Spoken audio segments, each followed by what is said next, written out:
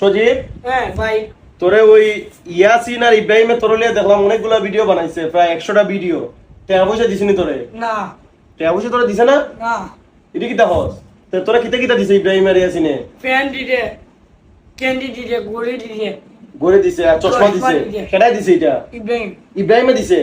আর ইয়াসিনে কুস্তা দিছে না? না 10টা টাকাও দিছে না? 500 টাকা তোরা দিছে না? না। কি ইয়াসিন তোমার নামে নালিশ করতেছে?